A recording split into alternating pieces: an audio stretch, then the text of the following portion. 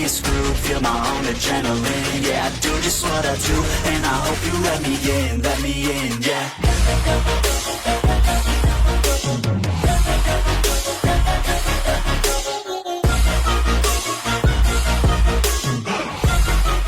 Hello and welcome back, fellow anime lovers, to Cypherfics.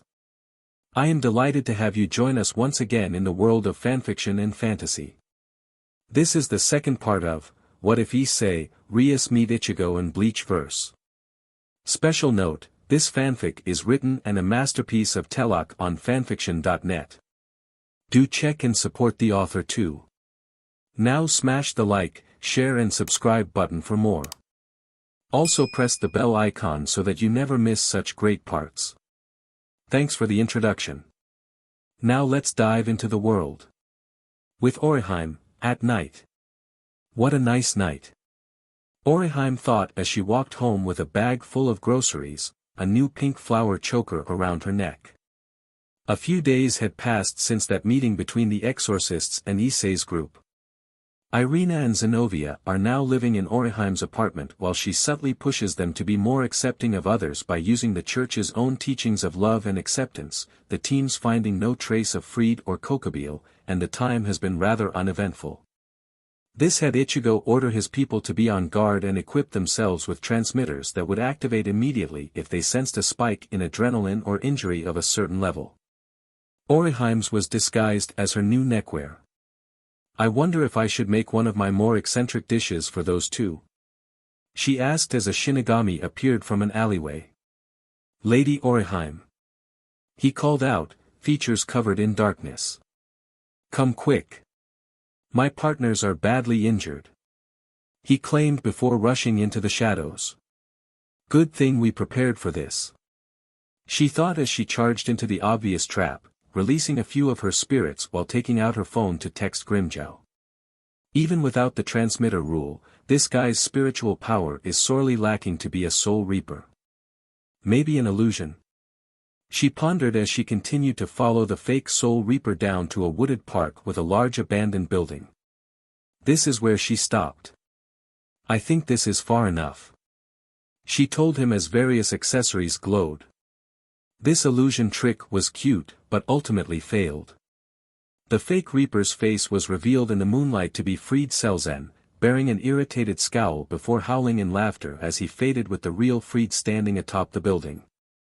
In his hand was a rapier with a gold crossguard in the shape of wings and a coil going from the hilt to halfway up the blade. So you saw through this little ruse, what of it? He shouted as he sheathed that blade into his cloak before pulling out the crisp blade. I'll still be taking you in, Beach. He moved so fast that he vanished, to most. Speed was among the most valued and practiced attributes among the Godii, and Orihime was well used to fast opponents after 10 years. The moment Fried was within striking distance, his Excalibur slammed against an orange barrier with 4 noticeable points that immediately exploded with the force of his strike, sending the man flying. No fair. You're not supposed to be able to fight back against me with this blade, and where was the chant for that? That speed was hardly impressive. She returned as she held out her hand, a katana with a pentagon guard appeared in her hand. And I don't actually need to chant out my abilities. They respond to my will. Ventus and Fulgur, grant me the means to move. Terra, restrain him. Ignis, give Masamune some more kick. Masamune, guide your blade. She thought as a whirlwind spun around her, electricity sparked along her body, the blade caught fire, and Fried started sinking into the ground. You cheating Beach. Fried shouted, freaking out as the once solid ground was becoming like muddy quicksand as he tried to crawl away. This is completely unfair. The Godii fight to win. She said as she flashed to him like a bolt of lightning. It was a common problem among the Godii to explain how their powers work, a practice Captain Commander Kairaku worked to fix.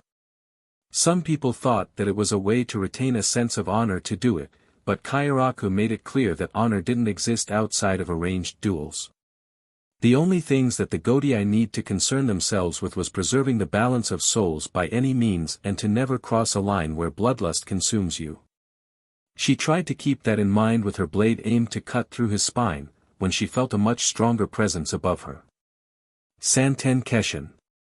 She called out, creating a shield above her and tanking a sudden and powerful explosion. She looked up to find Kokabeel sneering at her with another spear of light ready in his hand, throwing it toward them. She strengthened her shield only to realize a second too late that he aimed just outside of her shield's reach. Ventus created a buffer of wind as the explosion blew her off her feet and away from Freed. She managed to catch herself and land on her feet, just in time to see Kokabeel try to attack her again. That shield's rather annoying. He sneered, looking at with bloodlust and condescension as he tried to stab her with a spear of angelic light. But I'll enjoy dash. He was cut off when a ball of orange light shot through his left wrist and severed his hand. Ah! He roared in pain as 5 more shot toward him, forcing him to fly away. Orihime continued to glare at him as the 6 lights coalesced into a single figure of a man in a black and red bodysuit with small wings on his calves and more prominent ones on his lower back, a scarf around his neck, spiky black hair, and a small scar on his right eyebrow. "Thank you, Tsubaki," she said with a smile as a dozen more figures appeared behind her. "So, are you regretting your choices? Surrender and I can promise you'll survive." "UF Beach." Kokabeel growled. "How dare a lowly human like you dash?" He was cut off again, but this time by an axe kick on his left shoulder, shattering it and sending him plummeting to the earth. He created a small crater in the ground once he landed and was immediately stomped on, coughing up blood and bile, looking up to Grimjow giving a hungry grin. "I've been looking for ya. He purred, reaching down to grab onto one pair of wings. "You killed 3 of my men. I'll be taking compensation," he said to the angel's face before ripping out both wings, making Kokabeel scream out in pain. With a bit of interest, Grimjow promised before reaching for another 2, stopping when he felt something slide along his back. It cut through his jacket but failed to pierce his hierro, same with the next 3 attempts. On the 4th, he reached out and caught a blade, making Freed reappear with a straight sword in his hand and a look of shocked fear. "That's annoying," he said before squeezing the blade, making it crack. He was about to shatter the blade when a flash of bright light blinded both him and Orihime. Unable to see, Grimjow was blown off of Kokabeel and let go of the sword Freed held onto. By the time the light dimmed away, they were gone. "DMNIT." Grimjow roared, punching the ground as his prey escaped him yet again. "That must have been the fallen angel Kokabeel," Orihime said, walking up to Grimjow with her healing shield already enveloping him. "They must have seen me using my abilities and thought I was a threat." "Not surprising," he returned, jumping back to his feet and stretching out. "The power of rejection is ridiculous. Anyway, you need to be on your guard from now on. They're clearly targeting you." Orihime nodded in agreement. "I wonder if this is how Yuzu and Karen felt when they were targeted." More time passes. The same night that Orihime was attacked, Rias and Sona found out about their servants' team up with the exorcists and confronted the whole group. Irina, Zenobia, Rias, and Sona all agreed to keep working together and Rias complimented her servants on their initiative. That said, they were all spanked in front of the whole group.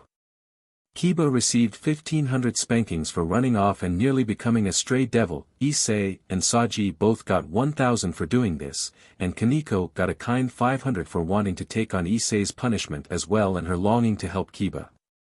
Zenobia was passive but surprised by the magic used and Irina was praying for protection against temptation when Issei got on his hands and knees. The 2 days after that were nominally peaceful, no action from Kokabeel's side and no leads to help track them down.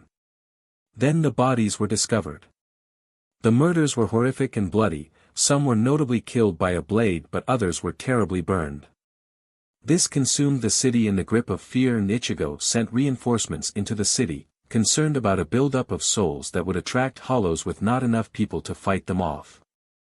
This seemed to be part of their plan as soon after the reinforcement Shinigami and Quincy arrived, the teams were attacked and killed. Orihime made it to each group in time to reverse their deaths, but something more troubling was discovered, a number of stolen Zanpakuto. Initially Ichigo wanted to send Otsu Nemea to find where they were, but he was an eccentric man and did things at his own pace, currently working on a new form of Zanpakuto for the Quincy. As such, the originator of the Zanpakuto was unavailable for the mission. Not that a countermeasure wasn't put in place anyway. The SRDI performed a software update for the surveillance bacteria to transmit emergency text messages to phones with the receiver program in the event that the subject is attacked. With that done, Orihime was given the task of implanting that program into the phones of the devils, succeeding with the help of her spirit of lightning, Fulgur. Now the only matter of concern was waiting to see if this would yield any better results. Grimmjow's team now had to focus on the stream of hollows, relegating the matter of the Excaliburs back to the devils and the exorcists. It seems that even Grimmjow's team is having trouble. Rias said, sitting in the ORC room with Sona and having tea. Sona wore the Kuo Academy uniform, had a slim figure with a neck-length bob hair cut for her black hair, and had violet eyes. She was the heiress of the Citri family, the Kuo Student Council president, and a childhood friend and rival to Rias. They've been focusing on those weird monsters ever since those murders have been discovered and abandoned the search for the Excaliburs. That's their job, Rias. To purify hollows. Sona said, taking a sip from her tea. We can't expect them to abandon their proper duties to help us. To them and the whole of the Godii, the balance of souls will always take precedence. You seem to know a lot about the Shinigami and their faction. Rias noted. You mind sharing where you got this? My sister's dating their leader. He told me. The Gremory heiress nodded in understanding, before spitting out her tea and looking at Sona in shock. Please don't waste the tea. The Citri heiress simply told her. When? What? The crimson-haired devil managed to get out, trying to understand how that information slipped by her. This has been going on for over 5 years, Rias. You never asked. The Citri heiress told her friend. Well, I'm asking now, Sona. What can you share and why am I just hearing about this now? Rias almost demanded, wiping up the tea she spat out earlier. I was told that Lord Surzex thought it'd be too dangerous to have you meet at the time. Sona closed her eyes to try and fully recall the past. At the time, you were still engaged to Riser and trying to find a way out of it, while Riser would have been quick to attack anyone you tried to approach for that purpose.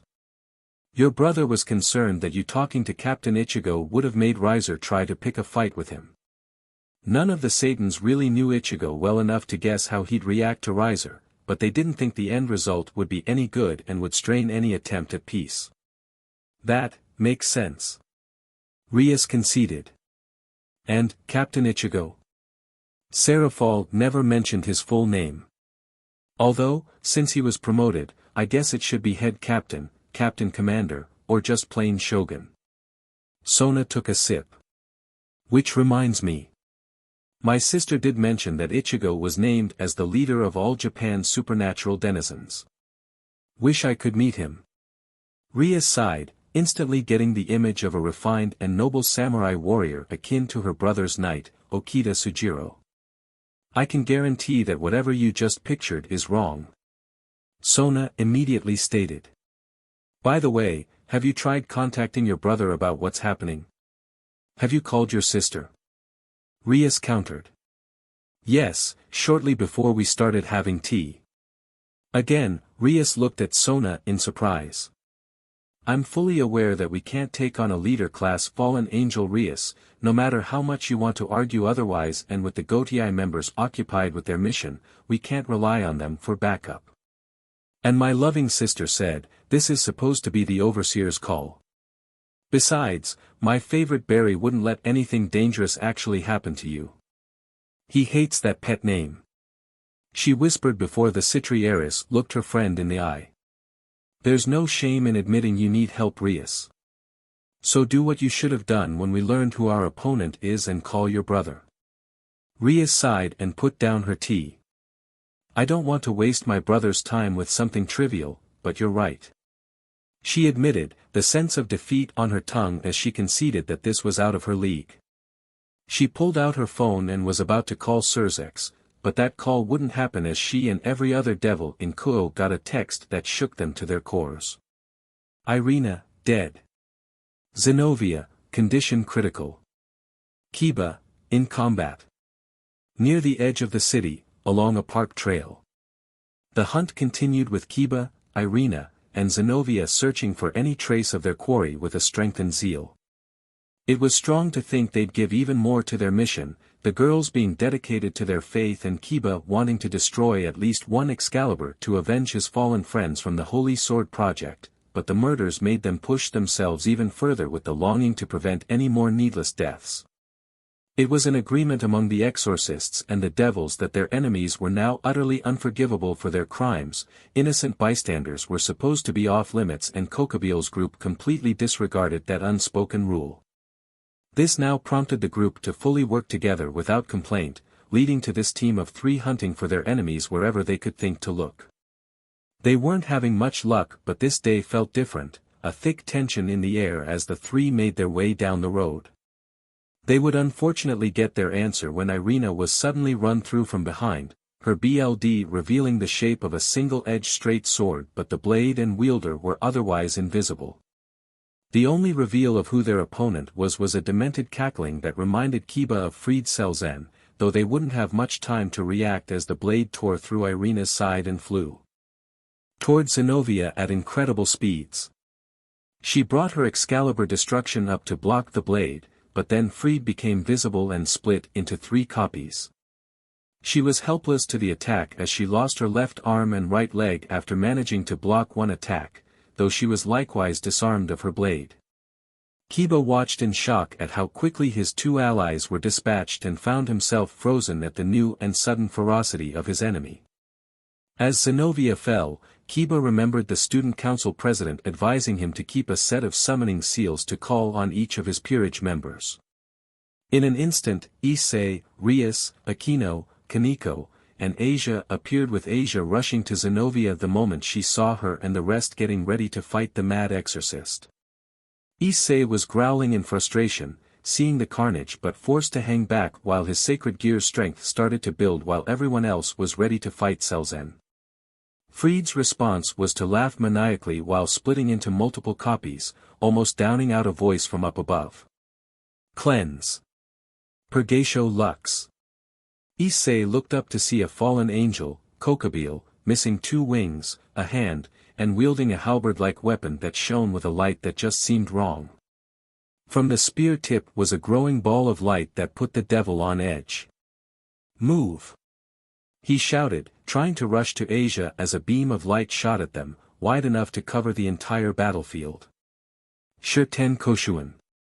I reject. They heard a familiar voice call out as an orange barrier appeared and weathered the beam of light, blasting back the force and dissipating the attack. Prism. More points appeared and surrounded the fallen angel before compressing and put him in a near-crushing hold. Everyone looked to the ground below Kokobil to find Orihime walking toward them, glaring at Freed. Selzen recognized a bad situation and tried to flee, but the moment he took a step to flash away with the speed power of Excalibur, he was immediately impaled by earthen spikes across his entire body. Sorry, but neither of you will be escaping anymore. The Godii agent said with finality, apathetic to the cries of pain and frustration from her prisoners. Keikurosaki-sensei. Rias managed to say, completely shocked at her teacher's presence. Orihime's response was to smile happily and wave to her students. Hi everyone. Sorry I was late. Oh wait, should I expose myself like this? She asked as she started thinking. Maybe I should have come in a disguise. Everything went silent aside from Freed's whimpering as he slowly bled out while the ORC just watched their teacher, still trying to understand what she really was. Then Orihime took a pose. Warrior of love and kindness. Soul Ranger Yellow. Everyone's sweat dropped. Actually, she'd look good in that skin-tight spandex. Issei said, letting his mind wander into lewd territory as he imagined Orihime in a skin-tight bodysuit that revealed every curve of her body and clung so tight he could make out her nipples. Rias growled, thinking of doing such cosplay later to keep her pawns focus on her, before returning her attention to her teacher. Sensei, what's going on? Who are you really? She asked as Orihime got out of her pose and smiled, flashing over to Rias and placed a comforting hand on the devil's shoulder. I'm Orihime Kurosaki, agent of Soul Society stationed here in Kuo to keep you and Sona safe. I'm also a loving, devoted, and protective wife, mother, and teacher. She turned to Kokobile, still struggling against his prison and being repelled by every movement. Now, let me show you what happens to those that threaten my kids. She said in a low and threatening tone, beginning to walk over to Kokobile, her masamune appearing in her hand. However, I'm not so ungracious as to deny you the chance to pray to your god fallen angel. The spirit MSTR declared as the Shurten Koshuan barrier expanded, freeing Kokobile's movements, and opened to allow Orihime entry inside. Go ahead and do so, it'll be my last mercy. Kokobile's response was laughter. He, ha ha ha. The angel let out as he lowered himself to the ground, holding up his halberd. Seriously? I've no need to pray to the dead, but I will enjoy finally killing you. Orihime raised an eyebrow while the group behind her were stunned silent. Now, taste the superior power of My Zanpack Dash. So if God is dead, then you have no one to pray to. That's pretty sad actually. Everything stopped again as she said that. I'm so sorry. You think I care about him? Kokobile roared in fury, creating massive light spears. Die you insolent dash. Sing, Masamune.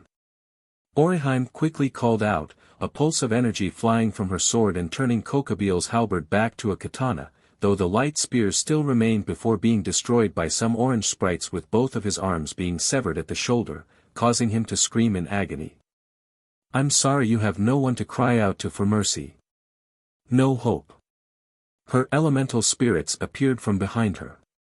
This is only the beginning of an eternity of suffering. She said, bearing a smile reminiscent of Unohana. Cutting away. Just imagine the graphic punishment. Is this really Kurosaki-sensei? Rias asked, watching the horror unfold and trembling in fear. How could this be our same teacher?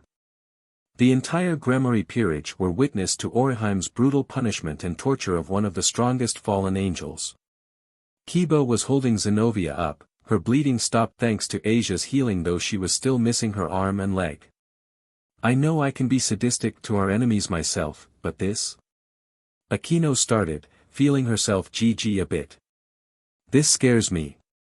I used to have so many naughty fantasies about her. Issei said, flinching in response to a particularly loud crack followed by Kokobile's cry. I'm too scared to even dream about her anymore. Yeah. I warned them about leaving Orihime with Unohana. They heard a familiar voice sound next to them. After the medical knowledge, she would definitely teach Orihime how to strike fear in others.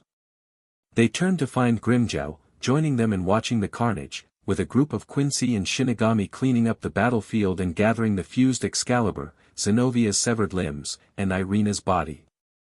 With them was another man with silver hair and wearing a LTHR jacket over a green shirt, LTHR chaps over burgundy jeans, and silver chain on his waist. I was really hoping to get here before she did this. Grimmjow sighed, the man next to him nodding. Yeah. I don't think I'll be able to bring anything back to Azazel.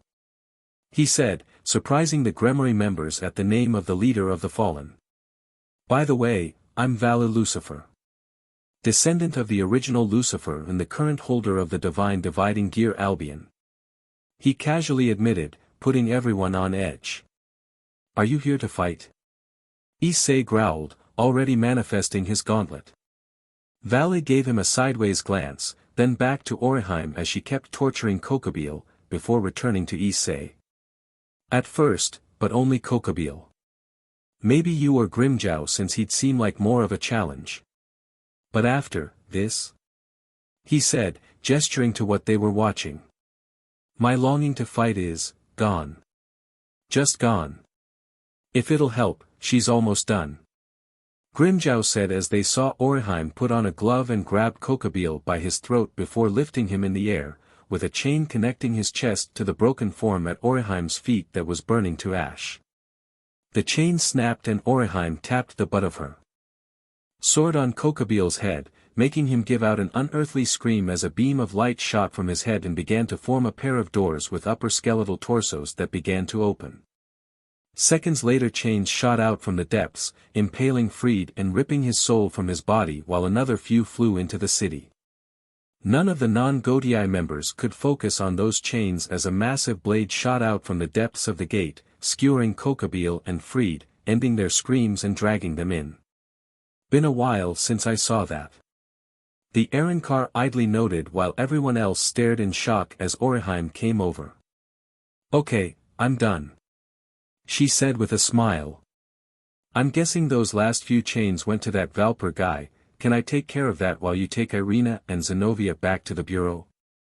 Being reminded on their dead comrade brought the mood back down for the teens.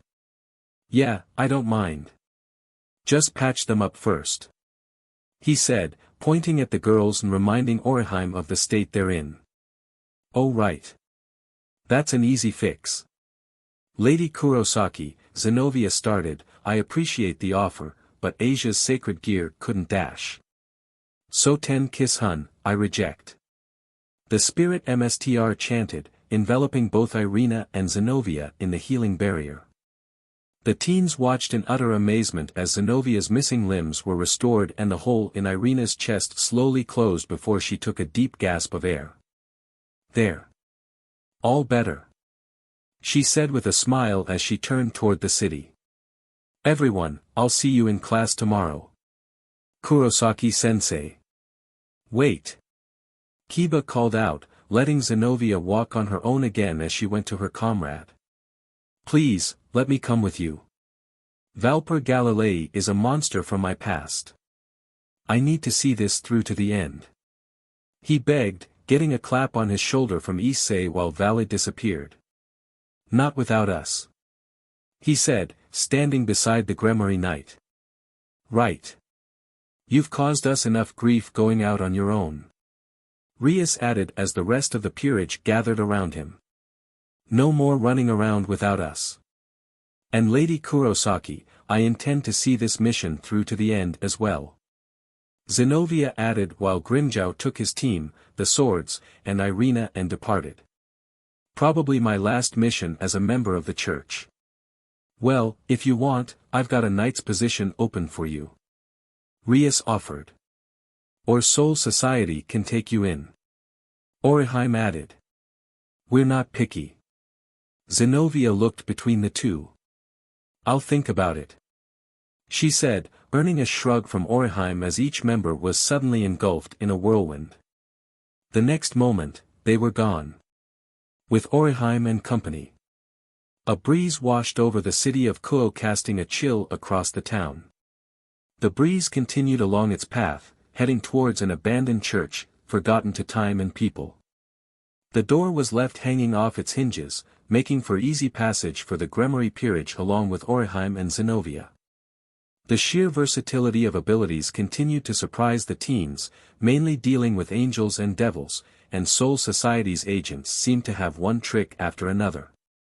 As they were trying to figure out how they went across the city almost instantly, the devils finally looked at the church with Asia and Issei gasping as they recognized the building. Where Issei fought the fallen angel Rainier and where Asia died and was reincarnated as a devil. The red dragon noticed the healers trembling and wrapped a comforting arm around her. Seems like they had a barrier set up. Orihime said, feeling some fading traces of erasure in the magic used. No wonder we couldn't find this place. She started walking to the door, Zenobia right beside her. Hey, if this is too strong for you then you can go home, Asia.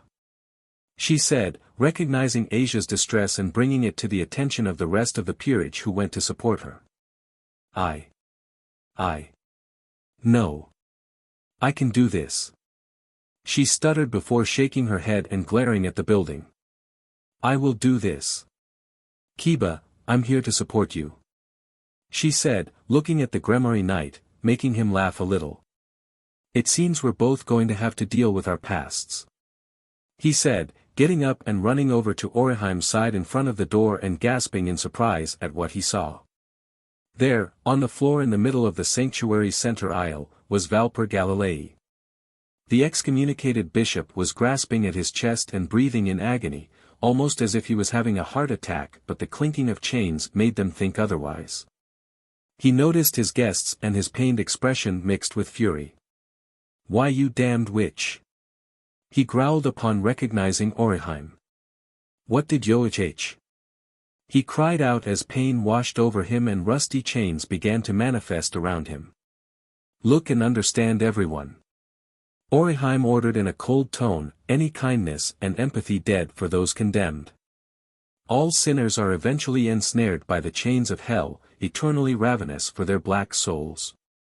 Valper tried crawling toward the group, but the chains tightened their hold like serpents, crushing the life out of him.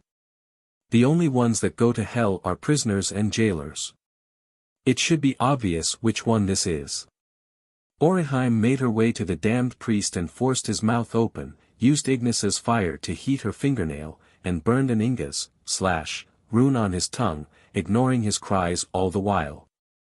Now, that should have separated the lies from your mouth, maybe. She then got back up and turned to the devils. Kiba, do what you wish and get justice. Sensei. Kiba whispered, looking to his teacher and nodding, resolved to finish this grudge. Valper Galilei, the knight started while summoning a sword and making his way to the downed sinner. I'm a survivor of the Holy Sword Project, of those you murdered. I survived by becoming a devil and held on because I knew, one day, I would avenge Dash. He brought his sword up to crush Valper's skull but soon froze because of Oriheim. Kiba. She shouted with absolute authority, enough to make everyone in the room freeze and look to her. I said justice. Not vengeance. Sensei, what's the difference? Kiba growled out, furious but at the same time unwilling to defy her. You said it yourself, even now hell is gnawing away at his soul. What difference does it make how I kill him? All the difference in the world, Kiba. The teacher answered without hesitation. Vengeance by killing, no matter what, is always empty. Doing so leaves you feeling hollow, or worse, delighting in their suffering. Turning you into an empty husk or as much of a monster at the chains will come for you next. She warned, the knight wanting to protest but held his tongue. Seeing hell firsthand, feeling a deep primal terror and unease from them opening, made him want to avoid going through them himself. Justice is impartial and unbiased. Abandon your hate and your grudge.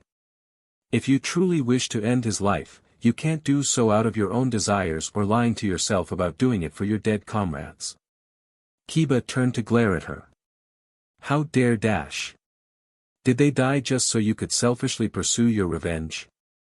She continued, making him grit his teeth as their words kept echoing in his mind, telling him to escape and live but not once about pursuing vengeance. Was their sacrifice just so you could throw away your heart? What about those around you now? What does the Gremory peerage mean to you? Are you ready to abandon them just to get your revenge? You almost did that already, right? Kiba had to literally bite his lip, drawing BLD as he took this scolding. What hurt most was that she was right, he was being selfish and justifying it for his vengeance. Well, can you? Or shall I end his life? Oriheim asked, manifesting Fulgur the lightning spirit. Kiba ground his teeth again, but let his sword fall before facing Valper again. What was it for? He demanded. What was the end result of your research that we had die? Valper started laughing before groaning as another wave of pain washed over him. I discovered a gene. he said, the rune on his tongue glowing as he spoke truthfully. To wield holy swords, let alone Excaliburs, one needed a certain amount of that gene. So I extracted it from them to combine and crystallize it. Kiba's eyes widened in shock while Zenobia gasped in recognition. Anyone that has a functional one and can adapt to it can wield even the true form of Excalibur. I remember. The exorcist said, placing a hand over her chest. Holy sword users are given one and told it was a blessing. She then went over to Valper and started to dig through his robes before finding a deep blue gemstone. Those hypocrites. The bishop growled, helpless as Zenobia took the crystal. They expel me but still use my research. Did they need to die? Orihime asked. Were they going to die anyway after extracting that gene, or did you do it out of your own satisfaction? Valper adopted a twisted grin before a chain shot out of his back, reminding him of his agony as he started to grow pale. No. Killing them was unnecessary. He admitted, making Kiba drop to his knees, tears falling from his face. I simply had no more use for those empty materials. Ubstrd.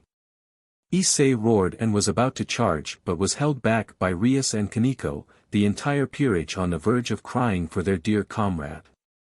Even Zenobia was stunned silent. Everything we suffered, everything we went through. Kiba muttered, the final moments of his friends' lives flashing before his eyes. Where did this crystal come from? Zenobia demanded, needing to know whether anyone else died for it. That was the last crystal from the Holy Sword Project. Valper was forced to admit, prompting Zenobia to give Kiba the crystal. The last remains of his comrades. Everyone, why me? He begged, holding it close to his heart. Orihime made her way next to him and summoned her Masamune, tapping the crystal after sensing lingering memories within it. The erasure in the church then began to coalesce and form into several different children, each wearing the same uniform. We wanted to help you. They began, making Kiba notice their existence. We didn't want you to feel alone. Our souls may have passed on already, but will always be with you now. Take us in. Please. They told him, turning into a cloud of spirit particles that he began to absorb. Thank you, Kurosaki-sensei. He said, holding out his hand and summoning a new sword. You kept me from going down a dark path. Now, I will strike injustice. The sword he created was a straight dual-edged blade with one side being silver and the other black with a line of runes running up the blade's fuller. Valper Galilei, you are destined for hell.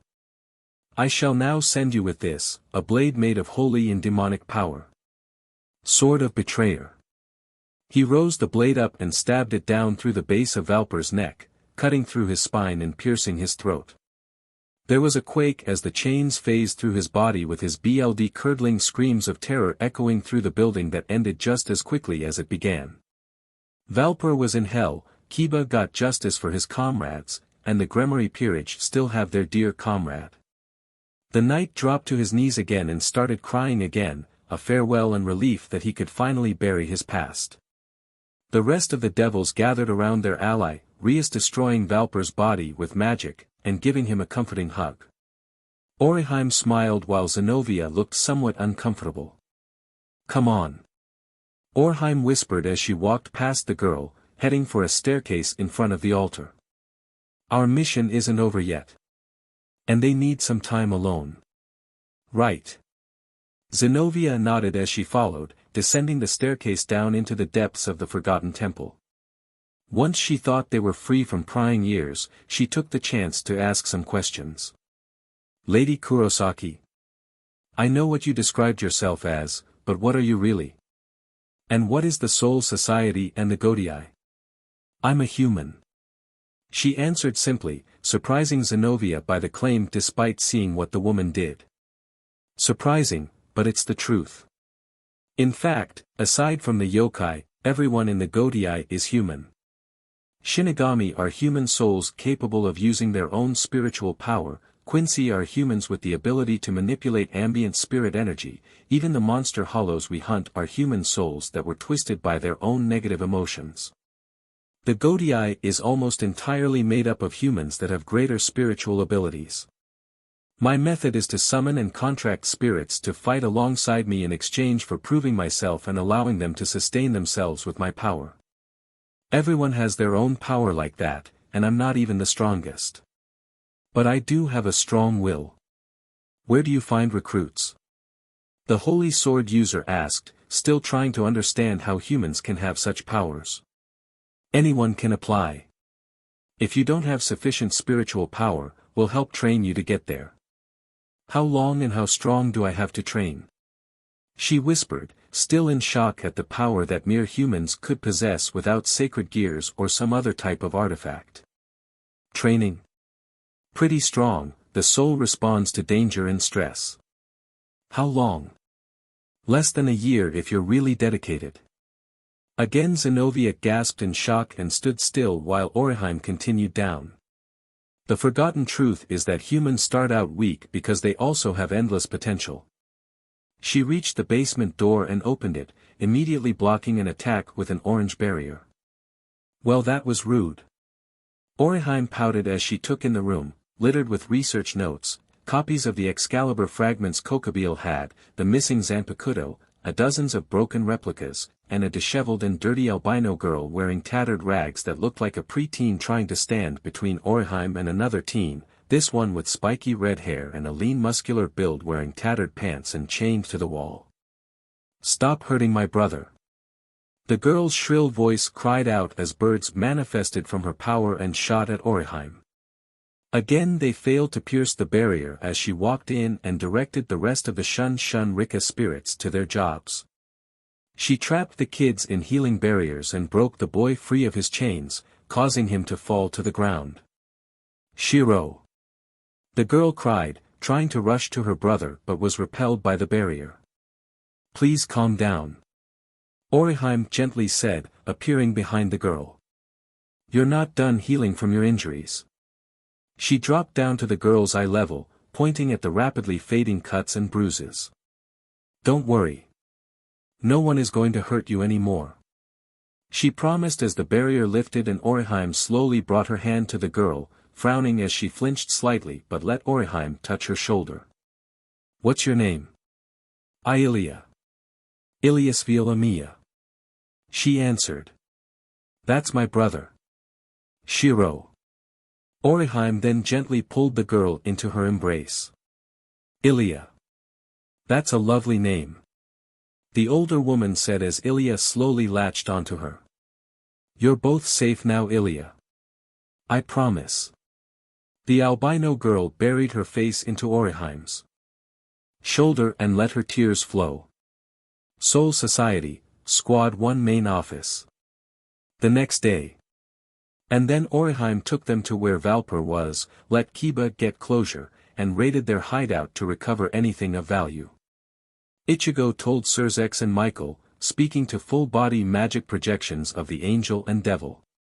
Surzex looked like an older male version of his sister with a steel gray and gold armored mantle, while Michael's mantle was gold with a gentle but sad expression on his face with a gold halo above his long blonde hair.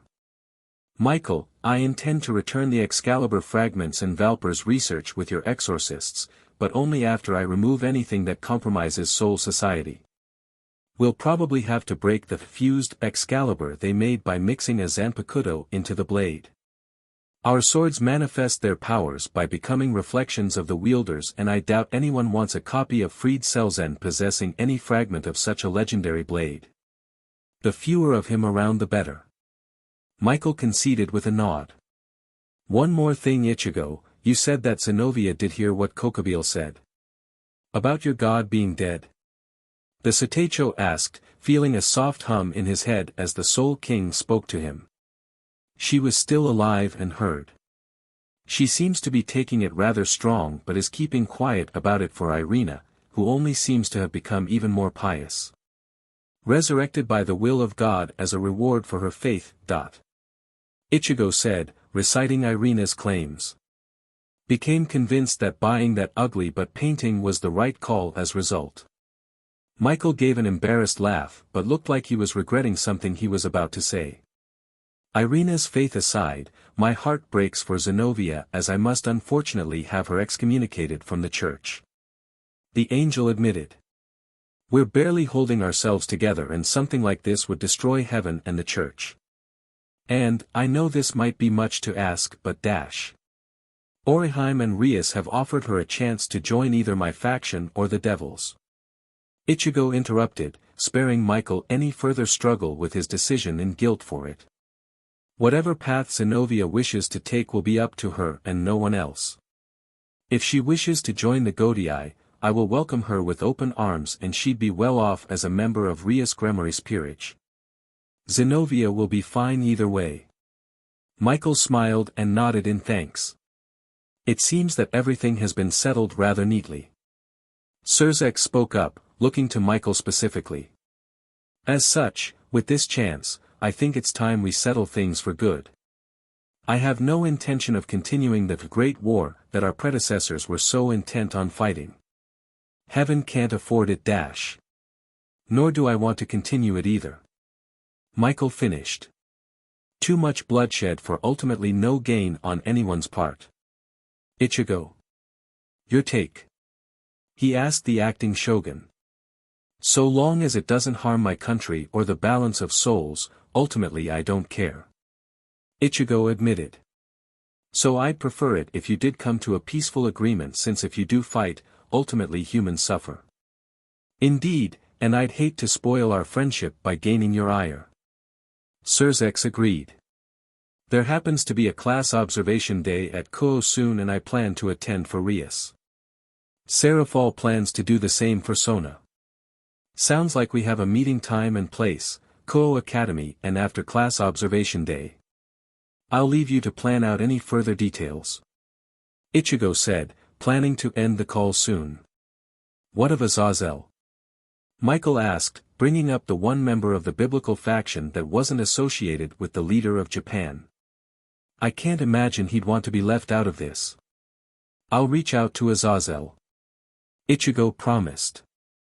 My agents placed a tracker on Valley and we already know where to find him. I only waited because I wanted to see what you two wanted to decide. The two smiled and nodded again, grateful to the hybrid's foresight and willingness to host this peace summit. I'll be off then. I have much to plan. Michael said before his projection shut off. I'll need to get ready. Surzek started before Ichigo cut him off. Appoint a new overseer. The shogun demanded. In times of peace, Rias was doing well enough, but in an actual test. She's wanting as a leader. The devil flinched but couldn't defend his sister, not after how she handled the Excalibur matter. Too passive with the fallen, and that inaction led to Issei's death. That sparring match was too dangerous for her own people. I heard she had to be pressured into calling for backup, and for someone that wanted out of her engagement she didn't seem to put much effort into actually escaping it. 3 years and she only started training after Riser showed up with the raiding game challenge. I've been patient, but her pride gets in the way of her being an effective leader. She can stay in Japan, but I want her replaced. Surzek sighed, not looking forward to telling Rias about this. We'll have a candidate by the time of the summit. He promised before the projection cut off, leaving Ichigo and Nagao alone in the office. You did not mention anything about the siblings? Or about the Excalibur replicas? His lieutenant asked as Ichigo returned to his desk and activated his personal work computer. I intend to tell no lies to my allies, but I won't tell the whole truth either. Not if it risks the safety of my people. The commander admitted as he sent an email to the SRDI requesting an update on the study of the recovered material from Valper's lab. Shiro and Ilya will be kept a secret until they fully recover and tell us what they want. The two were immediately transferred to Shadow Karakura's hospital under Yuryu's protection while they began healing from whatever torture Valper put them through. Said it also gives the Tosaka sisters something to do other than bug their superiors for new assignments despite being fresh, which recruits themselves. There was a ping on his email, confirming that the replicas did indeed have the same power as the original, with Valper's notes confirming Shiro's role in creating those swords. A special request came from Mayuri to download Valper's mind for any further details the man neglected to have with his notes. Looks like a trip to hell is in order. Ichigo decided before closing everything up. Kagetora, I'll be heading out for a while. I want to pay my cousin a visit, so hold down the fort till I return. Nagao bowed her head, having full faith and trust in her captain that nothing he does is without reason. Soul Dragon Candy / Kuo Squad 15 Bureau. Deep within the underground of Kuo was the true facility of Soul Dragon Candy, offering a wide training ground with healing hot springs, beds, stocked rations, and other essentials for the army of soul warriors. Deep in prayer were the two exorcists, Irina and Zenobia, fresh out of a sparring match with wooden practice swords while their Excaliburs were being used in the effort to extract the Zanpakuto from the fused Excalibur. Zenobia could hear Irina whispering her thanks and eternal devotion as God's chosen, having been resurrected by His grace. She chose not to comment, still coming to terms with hearing about God's death and what possibilities were in her future, whereas her partner was in near constant prayer. She was brought out of her musings as Orihime arrived. "Hey, you two," she sang out as she walked to the pair. "I've got news about Ichigo's call with heaven." Irina practically jumped halfway across the training field, high on life and excited to hear what her superiors had to say about their success. Zenobia was already setting herself up for hearing the inevitable. "Michael said that you did an excellent job and surely had God's favor with your revival, Irina." The twin-tailed exorcist beamed as she offered more prayers. "Heaven has great plans for you. Preferably towards a peaceful future." Orihime said with a smile before turning to Zenobia and losing that smile. "Zenobia, you're excommunicated for choosing to fight alongside the devils." The blue-haired sword user let out a resigned sigh while Irina was utterly shocked. "What? But, we both sided with the devils." Irina argued, refusing to believe that her partner was being exiled from the church. They were invaluable allies in stopping Kokobile. She was given a false story about a valiant battle where both the devils of the Gremory Peerage and Zenobia fought to stop the foul plan to restart the holy war of the biblical factions, attempting to hide the extent of Soul Society's powers and abilities. Mainly from the church itself. Yes, they were, but the church still can't abide such a blasphemous act. Orihime retorted, going over the excuse planned in advance. "While you were given a pass, due to that miracle of your resurrection, Zenobia had no such blessing. All Michael can do for her is wish her the best and order Irina to report that Zenobia took her own life in penance for her crime." Irina felt tears welling in her eyes while Zenobia merely gave resigned nods. "He's hoping that this will keep you safe from any of the more extremist exorcists that aren't so forgiving." The blue-haired Blade MSTR was about to say something, before her partner caught her in a tight hug. "This isn't right." Irina cried out, her tears pouring down her face while Zenobia gently patted her back. "We both made the decision, knowing the consequences. Why am I considered blessed for failing when you survived?" "Irina, we knew the risks when we accepted their help." Zenobia told her, just letting Irina pour out her grief. "Even if heaven forgave me, so many exorcists would be eager to kill me just for doing what was necessary. Besides, Irina, weren't you a little eager to cut down your own childhood friend when you learned he was a devil?" Orihime simply asked, forcing Irina to remember the sparring match with Issei. "I never dash." She started, pulling herself away from Zenobia. "You used an Excalibur against an unarmored devil, and you thought nothing about it." The older woman reminded, stunning Irina into silence. "I am well aware that devils are the enemies of God," she said with air quotes, "but what about the Gremory Peerage would make you believe they were evil?" Irina tried to come up with anything, but the only thing she could were what the church told her. "Irina, if anything, remember the teachings of your faith. Not your religion, your faith." "What do you mean?" Zenobia asked, confused by Orihime separating the two. Religion is the structure, the rules and teachings to follow. The spirit Mstr said, slipping into her teacher mode. Religion is the practice, but faith is what drives belief. You can have faith and use religion to exercise that faith, but even if that religion fails you, you still have your faith. Irina, do you have faith that God truly loves his followers? That God is benevolent to forgive anyone should they truly open their heart and accept it? Irina thought for a moment, and nodded her head. Yes. Yes, he would. The twin-tailed reasoned. Asia can still be pious, even as a devil, why can't I be just as faithful? To love, accept, and forgive. That is what your God wishes and your duty to make it come true among your fellow church members. Orihime instructed, placing a hand on Zenovia's shoulder and leading her away. Now, let's go get you measured for a fake body to cremate and send back to help sell this lie. The Blueanette looked back to her partner, deep in prayer again, before looking back to Orihime. Are you sure you aren't a saint? Or maybe one reborn? Zenovia asked, making Orihime giggle in response. Nope. I just try to help the world become a bit more peaceful. Besides, every major religion I've seen preaches that message but humans just have a strong time following it. She answered as they gained a bit more distance from Irina. So. Have you made your decision? Become Rias's knight or join the Godii? The former exorcist took all of 10 seconds to think. It seems like Michael's pushing me to join the Godii.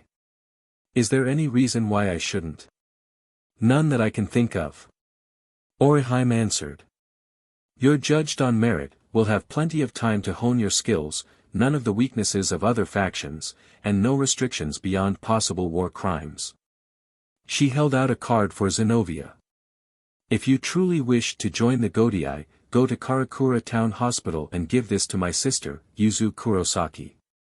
The teen took the card and nodded her head, making her decision. Good. Now let's get you examined so we can make a body to burn. Orihime said with a smile, making Zenovia gawk. You were serious about that. Some docks near Kuo, nighttime.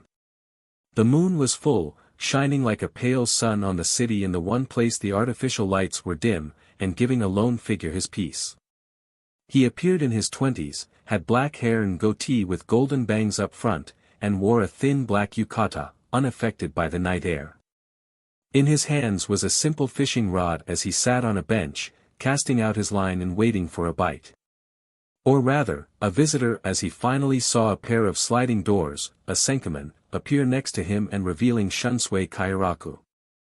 I was wondering when any of you Shinigami would show up after I found the tracker you left on Valley.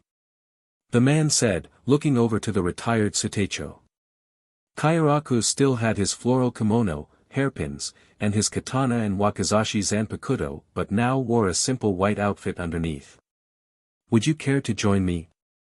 The man offered another rod, which Kairaku took. Certainly. He said with a smile as he cast out his line. Would you care to share a drink with me? Kairaku pulled out a sake jug and 2 small cups. I'd never say no to a friendly drink. He took the cup as Shunsui poured him a drink. Kanpai. He called out before sipping down the alcohol. Ah.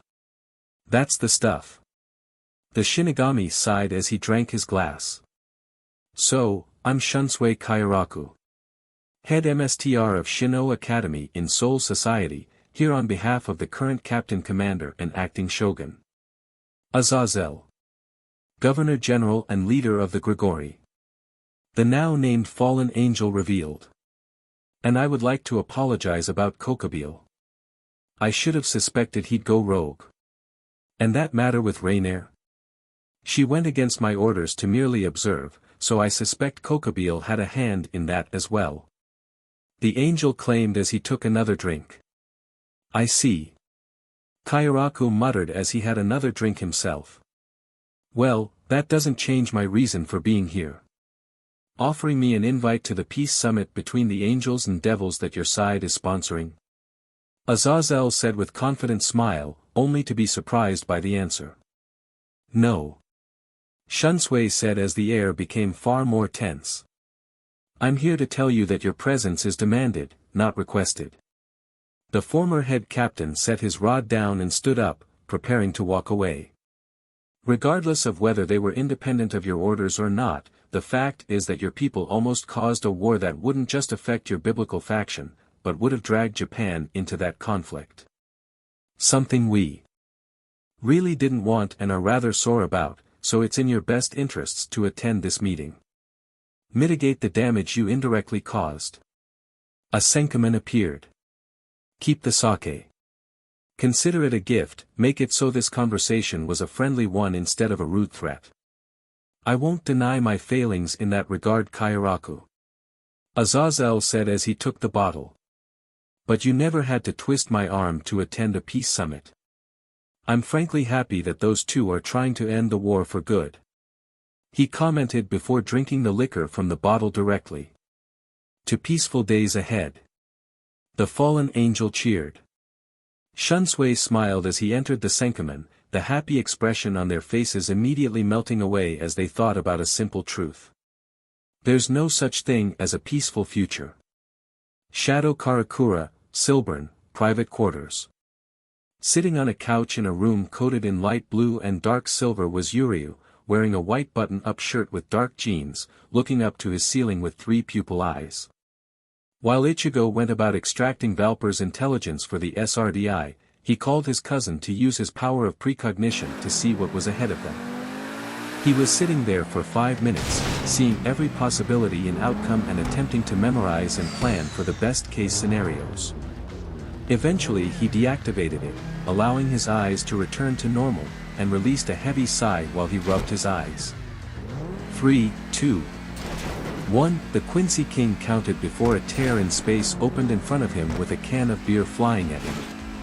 Yuryu easily caught it as Ichigo walked out, holding one for himself and sat down next to his cousin. So, what did you see? Ichigo asked as Yuryu popped open his can and took a long gulp of the bitter drink. After he finished, he let out another deep sigh, making Ichigo groan. And here I thought we could relax. Yeah, go ahead and call me mean for doing that to Irina and Rias, but I'm not an enabler just cause they have nice tips. Ranjaku would still be alive if that was enough. Irina didn't even seem that bothered about fighting Issei in a fight that could have killed him, and Rias admitted in this part in canon that her pride got the better of her again. Irina was a religious zealot, but that can be fixed. Rias has no one to blame but herself for her poor judgment. Yes, I'm still including characters from the Fate series since I'm planning on a second hero faction for the Alliance side. Shiro is still adopted, Rin and Sakura were never separated, Ilya isn't a homunculus, and no Saber X Shiro, please be content that he'll still get Rin and Sakura. And yes, Yuryu pulled a Doctor Strange from Infinity War. The Almighty provides nigh omniscience with very few capable of messing with it, only an idiot wouldn't use that. Now for something completely different. Oh make. The spirits are forever with you. Guys. It's time. Issei called out to the rest of the Gremory peerage as they crowded around the TV in his home. After everything that happened, they decided to try writing a fan letter to Don Kananji on his Q&A segment of Ghost Bust to see if that could get them anything, since most of their usual efforts turned up nothing. On the screen, sitting next to a table with neat stack of letters was the man himself, Don Kananji. He was a tall and thin man with tan skin, a styled mustache, and black hair set in a dreadlocks ponytail. During the normal show of ghost hunting, he would normally wear some rather flashy outfits and act rather flamboyantly. However, over the last decade as age wore its ravages, he took a more subdued approach for the Q&A segments he now hosted. As such, he was now wearing a dark blue dress shirt and black pants. He kept his round sunglasses though. Hello everyone, and welcome back to Ghost Talks. I'm your host, Misamaru Kananji. The man said, taking a sip of tea. Now let's get to your letters. Our first one comes from A. He took up the first letter, Curvy Red Dragon. Ha! Issei cried out while Kaneko suppressed a laugh. Kaneko, why? Issei wrote the letter, but Kaneko submitted it. She also changed the name for a minor prank. Asking, Kananji started, Dear Dawn, lately I've been seeing these weird black-clothed samurai people around my hometown but no one else sees them. What are these guys? The man let out a laugh. They are a good sign, dear viewer. They are the Shinigami, shepherds of lost souls guiding them back to the CYCL. We do similar work, and if you're seeing them, then you can rest easy knowing your town is safe. The Gremory Peerage stared at the screen as the host went to the next letter before Issei shut it off, calmly stood up, went over to the wall, and started bashing his head against it. That didn't tell us anything. He roared in frustration. Unknown to the world, the Don wasn't just a showman, he was a legit spirit medium that worked with the Godii. Sometimes purifying souls and cleansing hollows, but his main duty in the Godii was to seek out potential recruits among the living. Zenovia's Soul Boot Camp. It was a somewhat lengthy trip for the former exorcist, but she eventually reached Karakura Hospital and did as Orihime instructed. She found Yuzu, the fourth seat of Squad 15, working as a receptionist in the hospital, and was directed to 1 Exam Room 15. Inside was a Quincy Sun gate that immediately teleported her to the shadow side of Karakura and putting her within the Silbern fortress that dominated Shadow Karakura. From there she was picked up by the third seat, Karen Kurosaki, who took Zenobia to the training basement. Upon confirming her longing to be a Shinigami, Karen ejected Zenovia's soul from her body and ordered her to play a game of tag with her nephew Kazui. Fresh souls needed time and action to adjust to their new bodies. She still looks stiff. Karen said, wearing a lighter version of the Quincy military outfit with her black hair in a messy bun, watching Zenobia feebly chase Kazui as he basically glided across the sandy plain of the massive training ground. Guess it's time to introduce the fight or flight instinct. Bowa bowa. She suddenly yelled out, surprising the Shinigami recruit as the ground shook slightly and a massive black snake hollow burst from the ground. Zenobia gaped in shock at the serpent, whose facial features were large pink lips and humanoid teeth with the rest of the face being a horn-plated hollow mask. That's Bawabawa. He'll gobble you up if he catches you. Karen called out as the snake opened its maw, targeting Zenobia with interest. You people are insane. She cried out as she ran. Maybe, but it works. Karen said, smiling as Zenovia's stiffness disappeared almost immediately. So alright folks, that's all for today. Stay tuned for part 3. Do subscribe, like and share for more such videos. Also check out the story and author Teloch on FANFICTIONnet. Press the bell icon to be notified first on release. See you in the next video. Till then, goodbye.